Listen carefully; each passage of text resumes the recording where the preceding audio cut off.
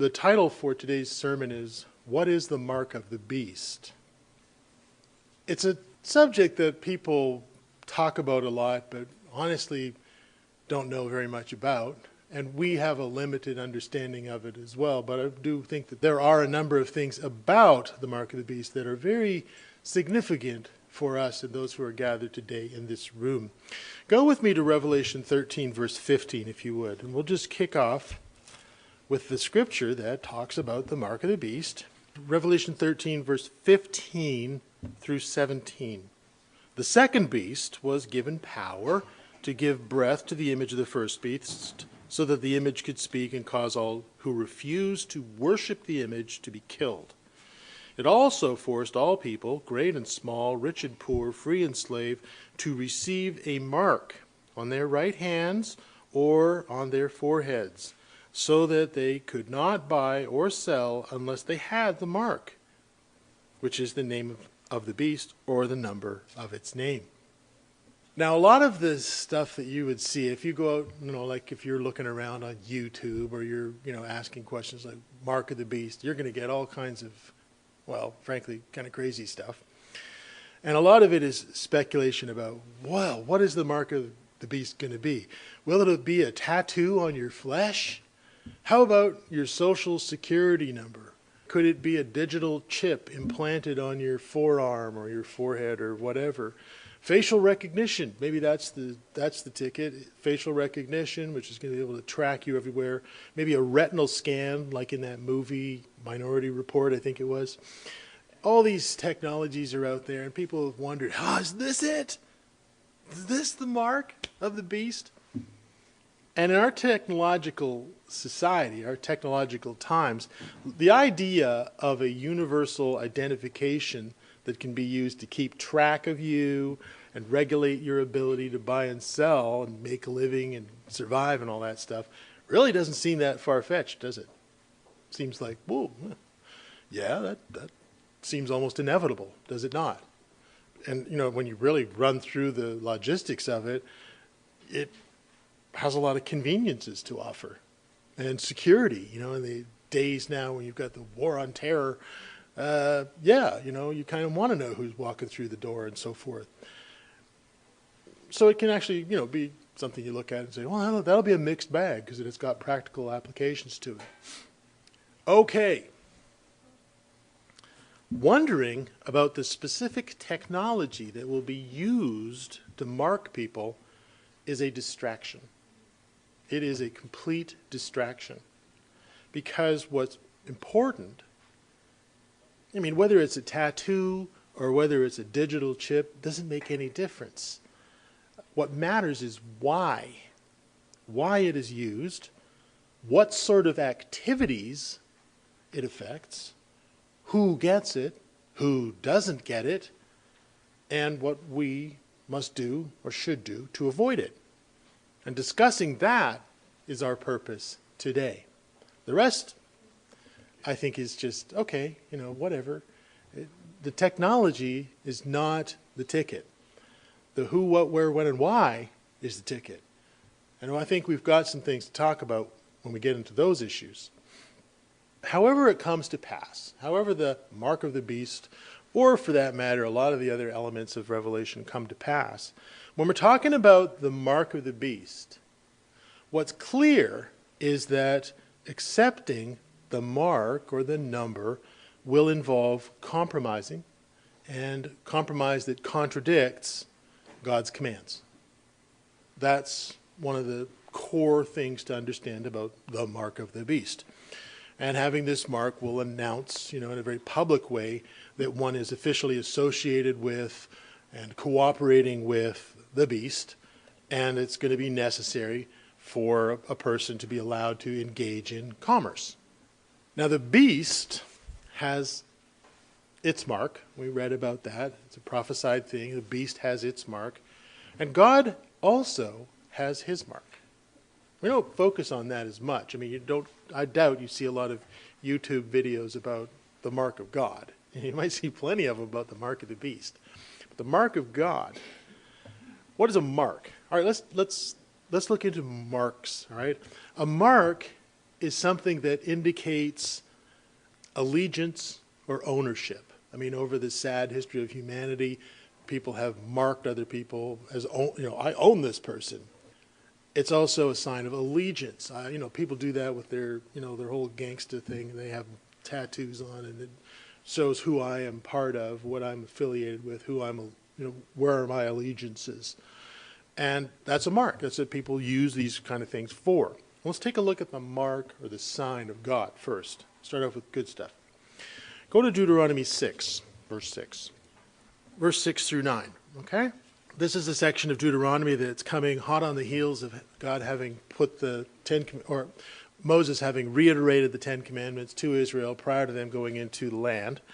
And in verse 6 it says, "These commandments that I give you today are to be on your hearts, to impress them, teach them to your children. Talk about them when you sit at home and when you walk along the road, when you lie down and when you get up. Tie them as symbols on your hands and bind them on your foreheads. Write them on your doorposts and on your gates." I think that's interesting, don't you? Tie them on your forearms, on your forehead. All right, now let's take a look at chapter 11, verse 18, which says, more along the same lines, it says, "Fix these words of mine in your hearts and minds, and tie them as symbols on your hands, and bind them on your foreheads." So God's commandments are a sign that is on his people. And there's this reference to the forehead or the hand, right? And this is telling us that it should be in our thoughts and in our actions. When you think of how God's commands really are going to impact you, it's about what you think and what you do. Your forehead, your hands. It's somewhat symbolic language. Go to Exodus 31. Exodus 31, verse 12. "Then the Lord said to Moses, say to the Israelites," okay, I want you to pass along this information. It's coming from God. "You must observe my Sabbaths. This is a sign between me and you," sign between God and his people, "for the generations to come, so that you may know that I am the Lord who makes you holy." So of all these commands, we also have the Sabbath command being singled out, if you will, among the 10 commandments as a sign and a mark that identifies the people of God. God's Sabbath is a sign of allegiance. And curiously enough, if you think about the Sabbath, well, that's one of the commands that's going to have an impact on your ability to conduct commerce. Okay, it affects how you buy and sell, when you buy and sell, and so forth. Although it affects it in a very different way and with a different intent than what I think the beast and his mark have in mind. Go to Ezekiel 20, verse 11. This is at the end of Israel's sad history, when they're basically being kicked out. And Exodus 20, verse 11 says, of God speaking now through Ezekiel, "I gave them," that's Israel, "I gave them my decrees and also made known to them my laws, by which the person who obeys shall live. Also," again, now the Sabbath is being singled out. All the commandments are mentioned.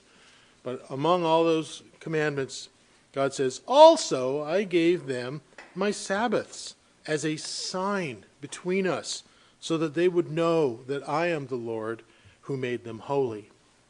In the same chapter, just drop down to verse 19, and it says the same thing. "I am the Lord your God. Follow my decrees and be careful to keep my laws.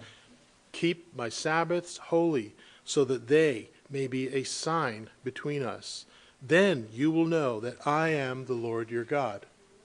So it's the same idea. All the commandments are it's a package deal. But of all those commandments, God says, and pay attention to the Sabbath. And if you've kept the Sabbath, and I think you all do, you know that it makes you stick out in a crowd. I can't say this often enough, so forgive me, indulge me in my repetition, but there is a lot more to being the people of God than just keeping the Sabbath. And there is so much more to being the people of God than keeping the Sabbath. I can't go through it all because that's basically going through all the doctrines and everything. But God's people will be keeping, first of all his commandments, all right? And they will bear the fruits of the Spirit, which are kind of the attitudes and motivations that make the commandments great. They will have sound biblical teachings, etc., etc. So there's more to it than the Sabbath. But of all those things, God says, the Sabbath is a sign between me and my people. And as you know, keeping the seventh-day Sabbath is the most visible, it is the most public, and easily recognized sign of God's church and his people today. It just is. Now go with me to Revelation 7, verse 3. This is in the middle of all the stuff that's happening during the tribulation, the time of trouble, and the return of Christ. And there's something significant that's happening. This is kind of happening at the very similar time to that first verse that we read about the mark of the beast. In Revelation 7, verse 3, it says, okay, well, there's all these things that are going to happen. The wrath of God is about to be poured out. It says, whoa, wait, stop. Stop. Hold on. Verse 3, do not harm the land or the sea or the trees until we put a seal on the foreheads of the servants of our God. Chapter 14, verse 1, more of the same. There's other scriptures as well. So here we are, Revelation 14, verse 1. Then I looked, and before me was the Lamb standing on Mount Zion, with him 144,000 who had his name and the Father's name written on their foreheads. So the followers of Jesus have a sign and have a seal of God that sets them apart. And in this critical time, this is a prophesied future time, but at that critical time will set them apart and protect them from the outpouring of God's wrath in the day of the Lord. So we've been talking about God's mark, God's sign, and the beast also has a sign. The beast has a sign of allegiance, ownership, if you will, which people will buy into. They are kind of coerced into it, threatened into it. People will buy into it, probably willingly, some of them. But people have to buy into it one way or the other through both their thoughts and their actions, their forehead, their hands. Go to Revelation 15, and it says in verse 2 of Revelation 15, and I saw what looked like a sea of glass glowing with fire, and standing by the sea, those who had been victorious over the beast and its image, and over the number of its name. God's people, at some point, although you could apply it today, but prophetically, looking forward, as we are in the book of Revelation, God's people will have to make a choice and reject the beast's mark. Now, of course, you have the option today of accepting God's mark, but there's going to be a time in the future of persecution and tribulation. And we've gone through that in the past, and I've gone through that a lot of the details on that. But the time of persecution and tribulation preceding Christ's return, and whose mark or whose seal is upon you is going to be very important. Very important. I think it's important today. I think it's very important today. But it's not really a matter of life and death in the same way. Although it's very important, and it is actually a matter of eternal life. In the future, it's going to be very real, very in your face, if you will. God marks those who are his, and the beast marks those who are his. All righty then. Who is the beast? Who's this? What's this beast all about, There's a lot that needs to be said about it, but I'm going to give you the 25-cent tour. There are two parts to the beast, and if we stick with the verses that we're at right now, we'll see them linked together. There's this thing called the beast of the sea, all right? The beast that comes out of the sea. And that, in a nutshell, is a dominating political, military power which wields authority which has been given to it by Satan. All right? Who, if you think of the temptations of Christ, he has the authority to give all that to whoever he wants to. The beast of the sea. Well, let's go back to Revelation 13. The beast of the sea is where he puts his authority, or he gives the authority to. Revelation 13, let's read verse 1 and 2. And this is, if you look at the context, this is kind of backing up from that verse that we read about the mark of the beast. Backs up a little bit. And it says, the dragon stood on the shore of the sea, and I saw a beast coming out of the sea, and it had 10 horns and 7 heads, with 10 crowns on its horns, and on each head had a blasphemous name. The beast I saw resembled a leopard, but had feet like those of a bear, and mouth like that of a lion. And the dragon gave the beast his power, and his throne, and great authority. So this is political, military, police state kind of authority, all right? Daniel goes through that in a lot of detail. It's a separate message. Maybe we'll do that at some point. There's also this other part of the beast, which is the beast of the earth, all right? The beast of the earth. And these two components work together. The beast of the earth is a false church masquerading as the church of the Lamb, the church of God, but really preaching the words that come from the mouth of the dragon, Satan. Now elsewhere, the beast of the earth is depicted as a great prostitute who rides the beast of the earth, which is the state. But we're in Revelation 13. Go to verse 11. And it says here, then I saw a second beast.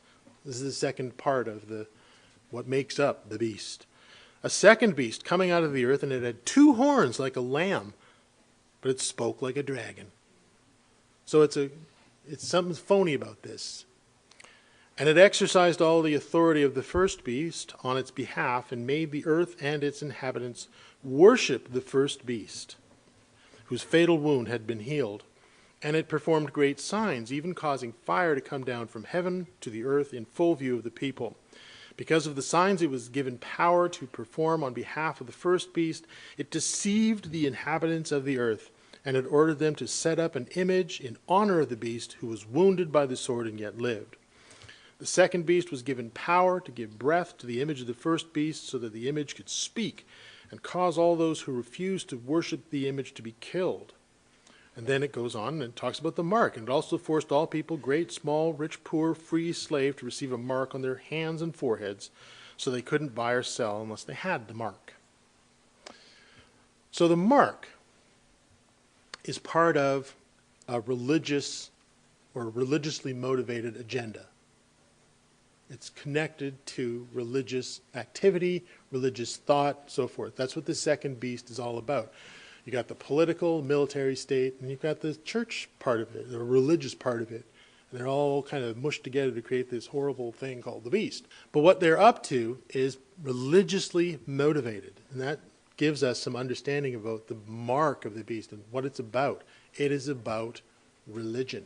It is about practicing religion. So there's some sort of a religious test involved in receiving the mark. Go to Revelation 14, verse 7. He, that being one of the 3 angels, said in a loud voice, "Fear God and give him glory, because the hour of his judgment has come. Worship him who made the heavens, the earth, the sea, and the springs of water."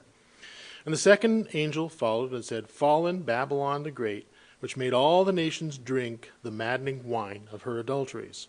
A third angel followed and said in a loud voice, "If anyone worships the beast and its image and receives its mark on their forehead or their hand, they too will drink the wine of God's fury, which has been poured full strength into the cup of his wrath. And they'll be tormented with burning sulfur in the presence of the holy angels and of the Lamb. And the smoke of its torment will rise forever. There will be no rest day or night for those who worship the beast and its image, for anyone who receives the mark of its name. This calls for patience and endurance on the part of the people of God who keep his commandments and remain faithful to Jesus." And then I heard a voice from heaven say, "Write this, blessed are the dead who die in the Lord from now on." So some people are going to die in this whole mess. "Yes," says the Spirit, "they will rest from their labor, for their deeds will follow them." Now verses 7 and 9, that's about the image being worshipped. this could be that a person has to literally bow down to a giant statue. I mean, that's possible. They might be coerced, forced, threatened to bow down to a giant statue representing the beast to qualify for the mark. That might be, what this is all about. An example of that kind of thing would be in Daniel, where, there's the giant image of Nebuchadnezzar, and people are told you're going to have to bow down to this thing or you're going to be executed. But the wording here could also be taken a different way. I believe it could also be taken or understood as the mark being something that is in addition to the demand that a person worship the image of the beast. And if so, could this be related to how or when you worship? How or when? Because it's all about worship here. This is about who you worship, so forth. Could the mark be about how or when you worship? For example, the seventh day. Why do I say that? Well, look, the Sabbath observance is an act of obedience, all right? It's an act of obedience that God tells us is a sign, right, between him and his people. Sabbath observance is a matter of how we worship, right? And Sabbath observance has a direct correlation to your ability or your freedom to conduct commerce. We don't do it today, right? God's instructions. Move down, though, to verse 10, and it's talking about God's fury, God's wrath. It tells us that those who accept the mark are going to get caught up in some very horrific events. The wrath of God is poured out at Christ's return. And that addresses the why this is important to people, to make the right choice. As far as the wrath of God being poured out on those who have the mark, you could also note Revelation 16, verse 1, and Revelation 19, verse 20. They basically say the same thing. Now, verse 11 says, "There will be no rest day or night for those who worship the beast in its image, or for anyone who receives the mark of its name." It says, there is no rest day or night for those who receive the mark of the beast. Now, this could just mean, okay, that just means that they are subject to the wrath of God 24/7. All around the clock, and there's no break, there's no release, there's no escape, okay? Day and night. And this is a matter of interpretation here, but if that's all that is trying to convey, if that's the only meaning that it's trying to put forward, then I think it's a very interesting choice of wording. It's a very interesting choice of wording. Might it not also indicate that those who accept the mark of the beast do not have a day of rest? Maybe. I'm telling you, it's a matter of interpretation, but I'm asking you to just ponder it, think about it. Verse 12 then it goes on and it reinforces the idea that we've already talked about, which is that the mark is connected to the keeping of God's commandments. And it says that people are going to have to take a stand on the commandments. And it warns the people of God that they will need to show endurance in keeping God's command in the face of pressure, social pressure, and persecution. That's what it's saying. And then verse 13, again, a matter of interpretation, but verse 13 says, "Then I heard a loud voice from heaven say, 'Write this, blessed are the dead who die in the Lord from now on. Yes,' says the Spirit, 'they will rest from their labor, for their deeds will follow them.'" Now, that may be telling us that, okay, the people of God who die in this persecution time, they experience this rest through death. That could be what it means. Okay, well, they were executed and now they have rest, right? That could be what it means. Could be.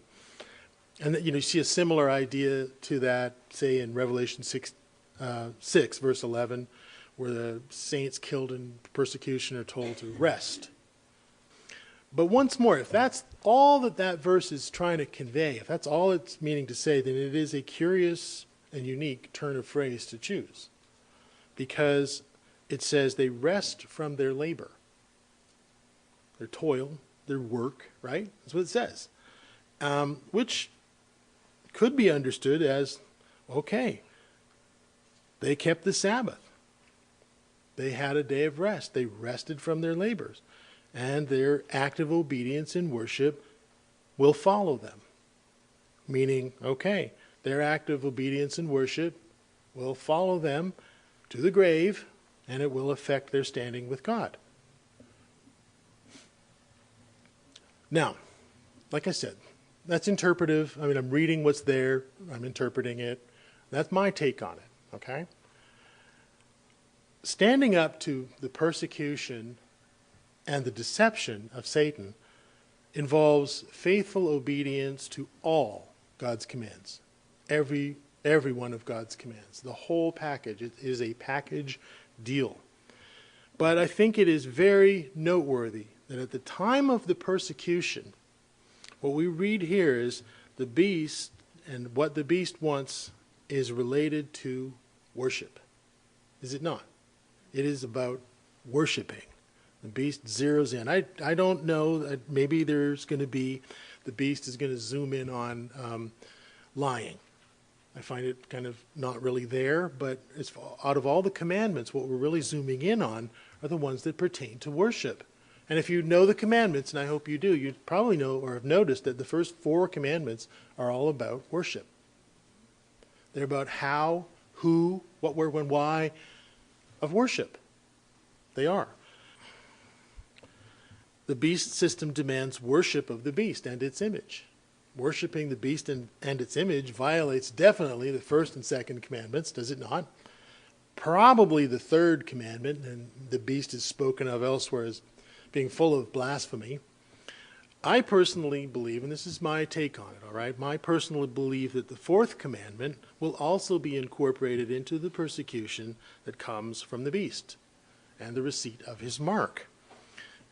Because the seventh-day Sabbath is concerned with how we worship. And it's really got baked into it who we worship. Go to Exodus 20. Let's just read that commandment, okay? The fourth commandment. It's not just when, it's also concerned with who. Exodus 20, verse 10. I'll read the whole thing. Verse 8. Remember the Sabbath day by keeping it holy. 6 days you shall labor and do all your work, but the seventh day is a Sabbath to the Lord your God. On it you shall not do any work, neither you nor your son, daughter, male or female servant, animals, foreigner residing in your town. Verse 11. For in 6 days the Lord made the heavens and the earth, the sea and all that is in them, but he rested on the seventh day. Therefore the Lord blessed the Sabbath day and made it holy. The fourth commandment is about worship. When and who. You know, I give you this Sabbath as a sign between you and me, so that you know I'm the God of creation, right? I am your God, and this Sabbath is a sign between you and me. So it's all about worship. Now, however it comes to pass, right? However it comes to pass, and we don't know, however it comes to pass, one set of people are going to take on the mark of the beast, an allegiance to him and his name, and another will take on the mark and sign of God, an allegiance to his name. I think it's worth thinking about when you think about the Sabbath and you think about your own observance of the Sabbath. You are taking on the mark of God, the sign of God. And it's a big deal. Let's take a look at persecution of God's church in the past, okay? Because actually, there's more than one way to deal with the 1,260 days. The mark of the beast that we talked about, that we kicked off talking about here, is a tool of persecution. It is something that will be used to persecute the people of God. All people are going to be, subject to it. Those people who won't accept it are going to have a hard time. I think it's probably obvious that it means the people of God. They don't accept the mark of the beast. It's going to be put, the one that we read about there in Revelation 13 is going to be put in place during the final 1,260 day long period of persecution and tribulation. which is going to be unleashed on the people of God, which immediately precedes Jesus Christ's return. But that 1,260-day long persecution actually has a dual fulfillment. And we went through dual fulfillment, I believe, in the message. I did it last year about interpreting prophecy and so forth. Dual means it can be things in the past and also things in the future. A future persecution is spoken of, which will last 3.5 years, which, if you know your way around the biblical calendar, that's 1,260 days, 12 months of 30. There's also a persecution that it's in the rear view mirror. It's happened, and it's been written into human history, and it lasted 1,260 years. And that past persecution is an example of what's known as the day to a year principle. Another thing that we went through in the message last year about interpreting prophecy. I'll give you a quote from Wikipedia. This is not something that we made up, all right? Everybody knows what this means. So Wikipedia says, the day-year principle in which the word day in prophecy is considered to be symbolic of a year of actual time, okay? I think a lot of us have heard of that before. Some of us might not have. We cover it in the booklet we've got on the back table about interpreting prophecy. That's what we're dealing with here.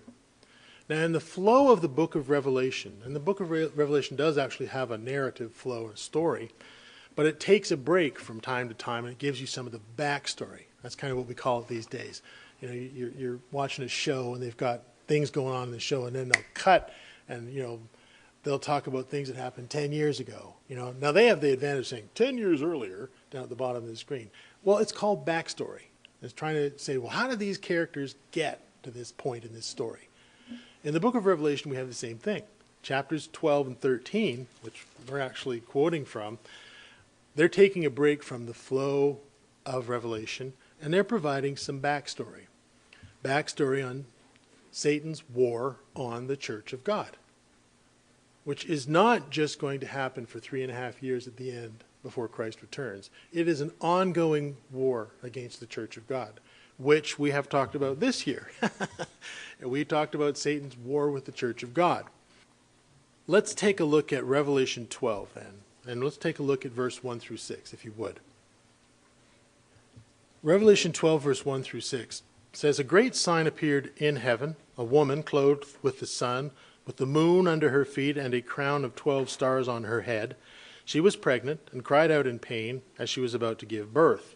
Then another sign appeared in heaven, an enormous red dragon with 7 heads, 10 horns, 7 crowns on its heads, and its tail swept 1/3 of the stars out of the sky and flung them to the earth. And the dragon stood in front of the woman who was about to give birth, so that it might devour her child the moment it was born. She gave birth to a son, a male child, who will rule all the nations with an iron scepter. And her child was snatched up to God and to his throne.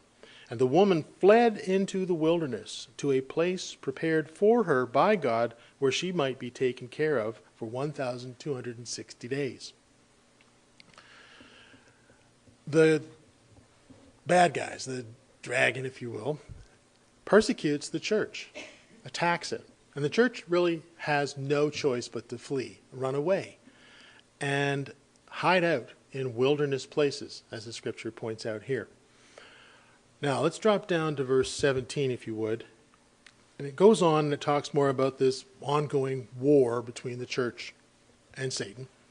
And then in verse 17, we get a bit of a summary on this section where it says, "Then the dragon was enraged at the woman." This is kind of zooming forward to the end, but same woman. "The dragon was enraged at the woman and went off to wage war against the rest of her offspring, those who kept God's commands and hold fast their testimony about Jesus." Now that scripture is meaningful in a lot of different ways. One thing, it identifies the woman. The church is the woman. Those who keep the commands and have the testimony of Jesus. They have to keep the commands, which means they have to keep the Sabbath. And they have to have the testimony of Jesus. which means it's not going to be the Jewish people either. Okay, this is the church. We're talking about the church of God. There are other factors. There's other things that are there as far as identifying the church of God. The Sabbath is a big, big, big part of it. The woman. Well, the woman is us. Us. Satan hates the church. Why? He hates the church because they obey the commandments of God. And they have the testimony of God, the testimony of Jesus. And if you know about Satan, and we talked about him from time to time, I hope we don't talk about him too much. I've kind of been talking about it a fair bit lately. But Satan wants to be worshipped. When you think about the temptations of Jesus, and what did he want Jesus to do? He was trying to get him to worship him. Satan wants to be worshipped, all right? And the commandments of God stand in direct opposition to that desire. Because the first 4 commandments are all about who you worship, how, when, and so forth. Those commandments, he hates those commandments because they put the stiff arm to the whole agenda. He hates God's people and he hates God's commandments. And he hates the people who teach it to other people. And if Satan can't corrupt the people of God through temptation, he will threaten. And he'll threaten using anything he can. He'll threaten to destroy you using every power he is allowed to use. Allowed to use. Such as what we're talking about here. At some point, the awesome power of the military-industrial complex, the religious powers of the day, all together as the beast. And Satan will be able to use not only the police power of the beast of the sea, but the religious deception of the beast of the earth. And this actually happened in the past during the Middle Ages. And it's going to happen again in the future before Christ's return. Now we reckon the 1,260 years as beginning in the year 554.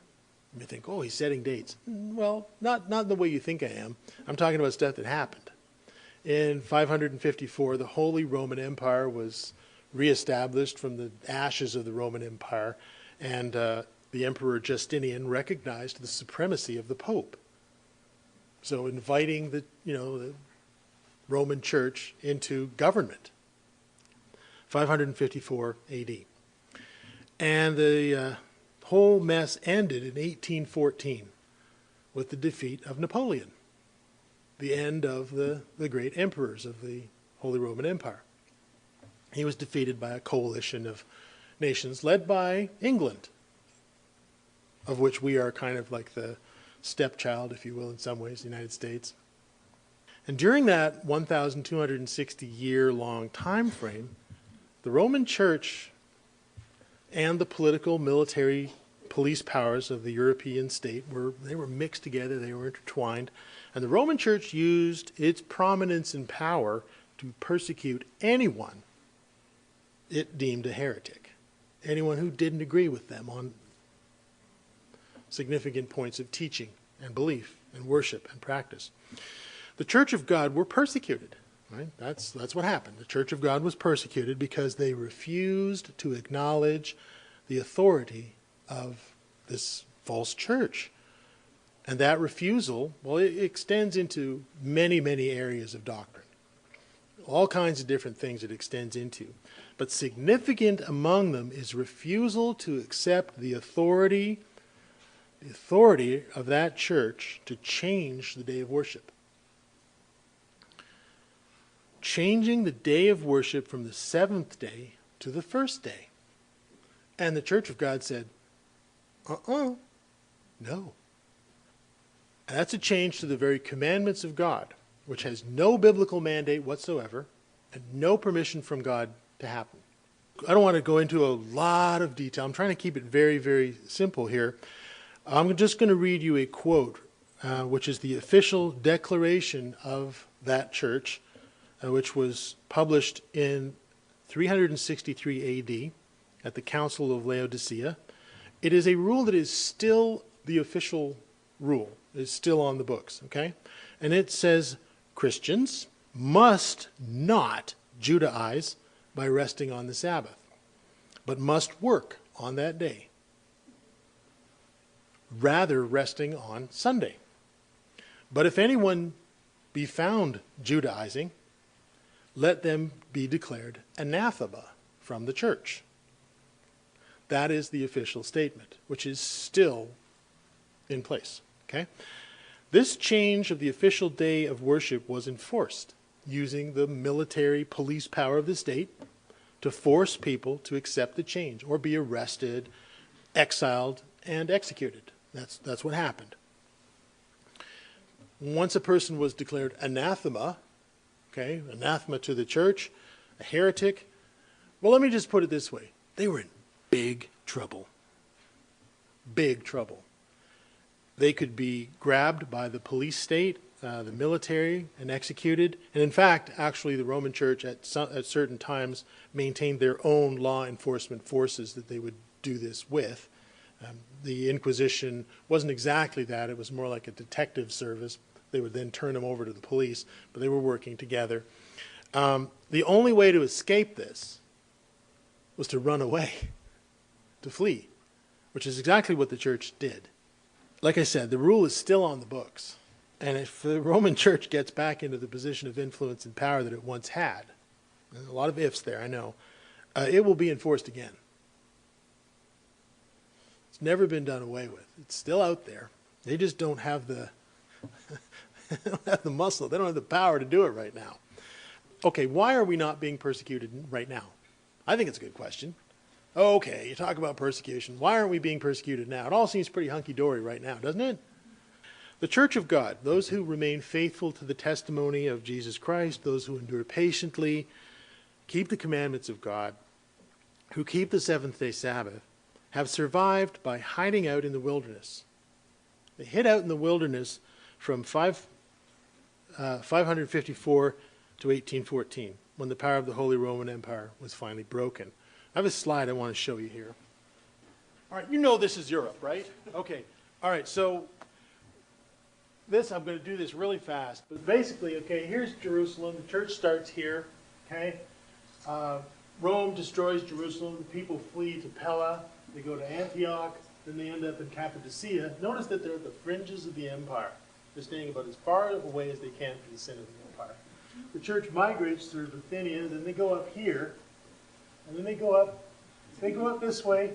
And they basically follow the perimeter of the empire, staying in the wilderness places. And they finally end up there, up in England. All right? Along the way, as the church was going through all this, they're known by different names. They're the Bogomils, the Paulicians, then they changed in the Waldensians, and then something interesting happened. Let's go to the next slide. They left England, and they went far, far, far, far, far away. Because here's where the beast is, over here.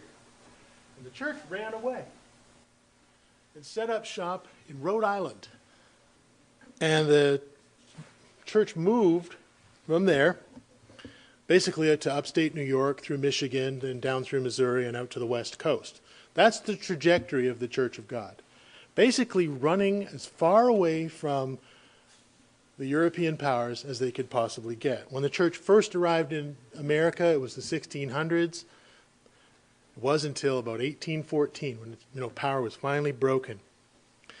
Now in the past, the Church of God, and we've been around for a long time. Some people think, well, this is some new Sabbath group that started. Nope. We've been around a long, long, long, long, long, long time.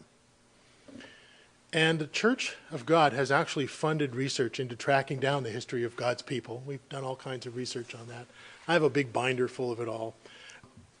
And we used to publish material on this. As you who've been around for a while, you remember that. When we were doing the research and we were looking into the Bogomils and the Paulicians and the Waldensians and that, there was a lot of information to sift through. And it's hard because basically the church was hiding out. The church was trying to fly under the radar and stay out of trouble. And it's hard to track. And so everything we've got, there's a certain gauzy haze over the whole thing. And you have to poke through it to try and find the Church of God through all those migrations and so forth. But what, of all the things that you could think of that would identify and help you find that needle in a haystack, what would it be? Sabbath. And so we used the Sabbath as a way to kind of track, well, where might the church have been? And it's been tracked through that, trajectory and how it's moved and migrated. And so in sifting through all the historic records, the key used to identify the Church of God out of all the rest was their obedience to the Sabbath command. All right, a little more history here. After 1814, the Church of God began to come out of its hiding places because it was a little safer. They'd been coming out for a while. They had already been in the United States for almost 200 years by then. And it started coming out of its hiding places. And so you see the church starting to emerge in the 1800s, And various movements are recorded and things like that, moving through, as I said, upstate New York into Michigan and so forth. And that's how we ended up here today. In a nutshell, that's what I'm trying to get across. That's how you ended up in this room today. Because the Church of God fled, and it was in hiding for 1,260 years, and we ended up here in this crazy place, North America, which when they first came over was an absolute wilderness, because they were trying to get away. They were running away. We were running away. Now, today we are free to keep the Sabbath, and it's great. We are free to keep the Sabbath. We don't worry about being hunted down, killed. We are free to preach and teach the truth, and we are free to remain faithful to the testimony of Jesus Christ and keep his commandments. Ain't it great? Yeah. Our host country, and I like to think of this as our host country, because it's not really our home. It's a great place. I like it, but I look at it as a host. Our host country provides a guarantee of religious freedom through the Constitution, which disallows the state from establishing and enforcing religious worship and religious belief. Ain't that great? Our host country also has sufficient military power to protect that freedom. In addition, they've got that nice big ocean there. One on either side, as a matter of fact. We also enjoy tremendous wealth in this country, in our host country, which the church partakes in and uses to preach the gospel. Now, these protections and this vast wealth that we enjoy are not going to last forever. They will not last forever. That is a foregone conclusion, no matter how you slice it. They're not going to last forever. Sabbath keeping and obeying God may not always be as comfortable as it is today. You might say, what do you mean? It's not comfortable right now. Okay, well, let me tell you something. If someone's coming after you with the power of the police state behind them, it's going to get a lot more uncomfortable. My point is this. We have the freedom to keep the Sabbath now, but we need to take it seriously because it is a linchpin issue. It turns.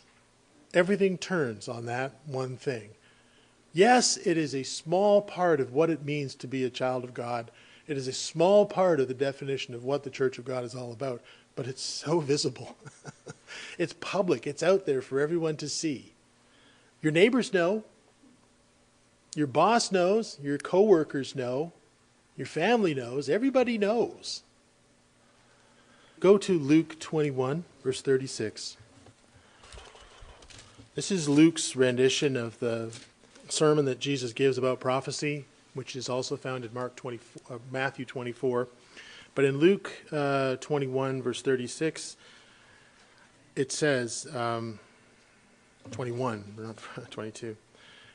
Jesus says, be always on the watch. And he's been talking to them about these things that are going to happen in the future. And he says, be always on the watch and pray that you may be worthy to escape all that will come to pass, and that you may be able to stand before the Son of Man. Go to Revelation 20, verse 4. And we usually focus on the good part of this, but there's a bad part to it as well. We like to focus on the resurrection and receiving the reward and all that kind of stuff. But it says, I saw thrones on which were seated those who had been given authority to judge, and I saw the souls of those who had been beheaded, those who had been executed, because of their testimony about Jesus and because of the word of God. And they had not worshipped the beast or its image, and had not received its mark on their foreheads or their hands. For some, as the scriptures say, you have not suffered to the point of blood. And Jesus has. He's put it all on the line. Some will be called upon to do that for various reasons. We don't know what, where, how.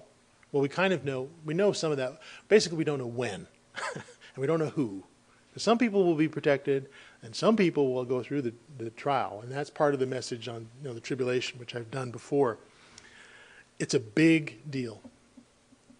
And I don't want you to all go home and, dread life and dread the future. I don't want to feel that way all the time. I want to be confident in God's plan and God's protection. My point is, with all the freedoms that we have, you're free to not come here today if you don't want to be here. You're free to come if you do. Take it seriously. It is the mark of God. It is a sign between him and his people. There's a lot more to being a child of God than that, but it is something God points out. So, has anyone seen Terminator, the Terminator movies? I bet y'all have. Now, the Terminator said, I'll be back. Didn't he? The beast says, I will be back. I'll be back. And he will be. The beast and the false church are dormant now, weak and unable to exert their power. Still recovering. Basically, the power was broken by the coalition of forces led by England for the most part. And then there have been all these destructive wars ravaging Europe, especially during the first part of the 20th century. They're still licking their wounds. They're still rebuilding. And they're in a lot of, they look weak right now. Now, we might wish that they had just been destroyed and they were gone forever and they would never come back. In Europe, phooey on them, they're done. No, they're not done. When they return, the persecution will resume. That's what will happen. We don't know when, right? We don't know who the beast is and all that kind of stuff. We don't know when the beast is going to return to the world stage, but we do believe that there are a number of signs from Scripture, separate message, a number of signs from Scripture that do indicate that the groundwork and the stage is being set for a rapid and surprising, swift return. Okay? When the beast comes to power, well, he's going to resume persecuting the church of God. Other people are going to get mowed down in the process, but what he's really looking for is the church of God. He will demand a sign of allegiance and ownership, a mark that goes on the forehead and the hands, which people will have to accept if they want to conduct commerce, business transactions, trade money back and forth. The beast will also demand to be worshipped outright and will threaten to kill anyone who doesn't comply. The people of God will also have a mark on them and a sign between them and the God of creation. And it will be the mark of God, which is keeping of his commands. And I believe notable among them, by his own words, the observance of the seventh-day Sabbath. So, I'm glad you're here. I'm glad to be here. May God's mark be upon you.